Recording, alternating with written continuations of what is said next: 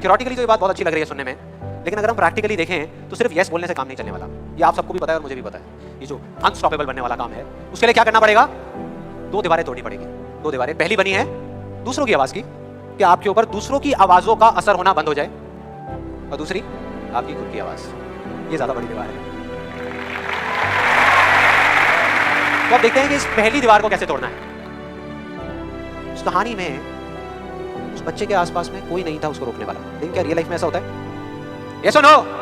No. क्या होता है कि हम एक काम करने की सोचते हैं, करना शुरू भी नहीं करते, सिर्फ सोचते हैं कि हमको ये काम करना है, और सामने से 4 लोग आ जाते हैं रोकने के लिए। 4 लोग आ जाते हैं तरह तरह की बातें करने के लिए, ये नहीं हो सकता।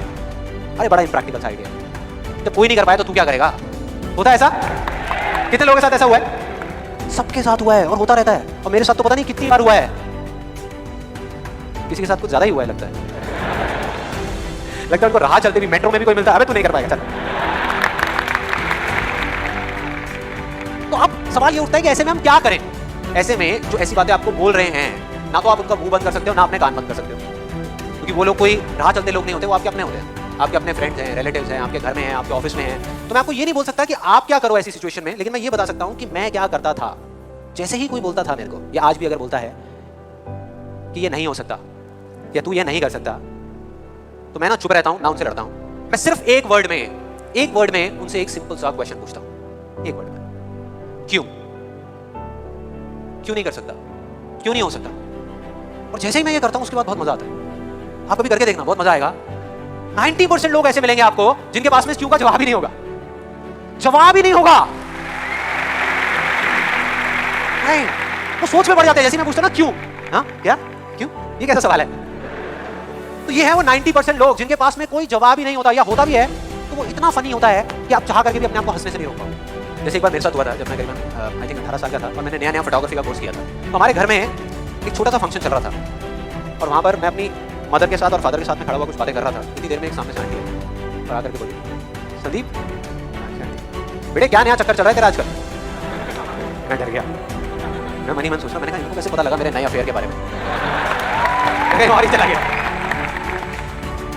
फिर मैंने उनको देखा और डरते डरते उनसे मैंने कहा कि भाई आंटी जी क्या मतलब, मैं कुछ समझा नहीं, कौन सा चक्कर, क्या कौन सा? तो आंटी ने बोला, कहते क्यों तू ये फोटोग्राफी नहीं कर रहा आजकल? ये फोटोग्राफी का कोर्स नहीं किया तूने? तो उन्होंने बोला मेरी थोड़ी सी जान में जान आई। मैंने कहा अच्छा फोटोग्राफी की बात हो रही थी।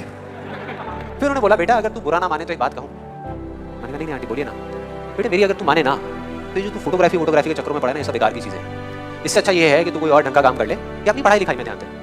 मैंने वही किया जो मैं हमेशा करता था। मैंने कहा क्यों आंटी, आपको ऐसा क्यों लगता है कि मेरा फोटोग्राफी में कुछ नहीं हो सकता, ये फोटोग्राफी बेकार की चीज़ क्यों है? तो उन्होंने जवाब दिया कि मेरी बहन का बेटा भी गया था बॉम्बे यही सब करने के लिए जो तू कर रहा है, और उसको 4 साल हो गए धक्के खा रहा है, उसका कुछ नहीं हुआ अभी तक।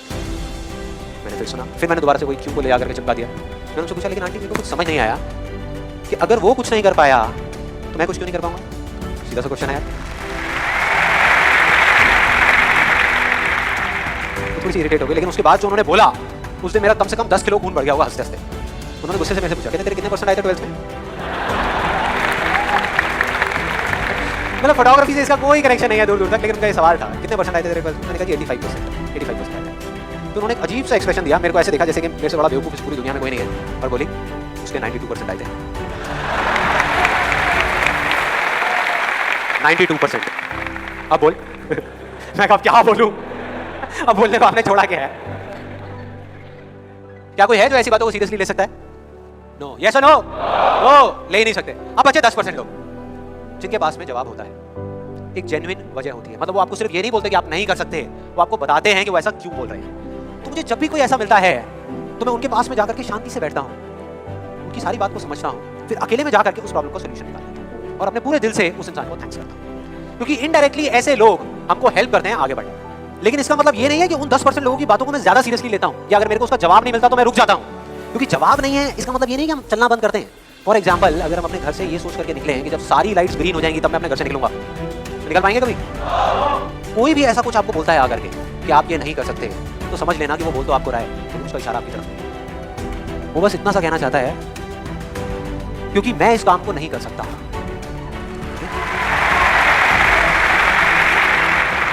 वो बस इतना सा कहना चाहता है क्योंकि मैं इस काम को नहीं कर सकता, या मुझे नहीं पता कि इस काम को कैसे करना है, इसलिए मुझे लगता है कि इस पूरी दुनिया में कोई भी नहीं कर सकता।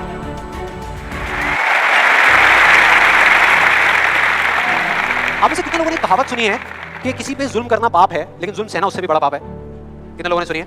ऑलमोस्ट सबने सुनी है। बिल्कुल इसी तरह से कोई इंसान अगर जिंदगी में कुछ करना चाहता है ना, या कुछ बनना चाहता है, तो उसको जा करके ये बोलना कि तू ये नहीं कर सकता, उसकी हिम्मत को तोड़ना, उसकी उम्मीद को तोड़ना एक बहुत बड़ा पाप है। क्योंकि कई बार कुछ लोगों के पास में सिर्फ एक उम्मीद होती है और कुछ भी नहीं, लेकिन वहीं दूसरी तरफ किसी को इतना हक देना कि वो आ करके आपके सामने खड़ा हो जाए और आपको कुछ भी बोलता रहे, आपकी उम्मीद को तोड़ दे, आपकी हिम्मत को तोड़ दे, और आप चुपचाप खड़े खड़े उसको देखते रहो, कुछ भी ना कहो, कुछ भी ना करो, ये उससे भी बड़ा पाप है। मतलब सिंपल है, ना हमें चुप रहना है ना किसी से लड़ना है, सिर्फ सवाल करना है क्यों, और फिर देखो उनके कैसे पत्ते खुलते हैं, फिर मजा आएगा। और जिस दिन आप लोगों को भी मेरी तरह ये बात समझ आ जाएगी ना, उस दिन आपके ऊपर ऐसी बातों का असर होना बंद हो जाएगा। मतलब कि उस दिन ये जो पहली दीवार है जिसकी मैंने बात करी थी, वो अपने आप ही टूट जाएगी। उसके बाद इस पूरी दुनिया में किसी में दम नहीं होगा कि वो आपको आगे बढ़ने से रोक सके, सिवाय एक इंसान के, सिवाय एक इंसान के। कोई बताएगा कौन है वो? आप खुद, आप खुद। और यही है वो दूसरी दीवार, यही है वो दूसरी दीवार जो पहली वाली से कई गुना बड़ी है, कई गुना बड़ी है।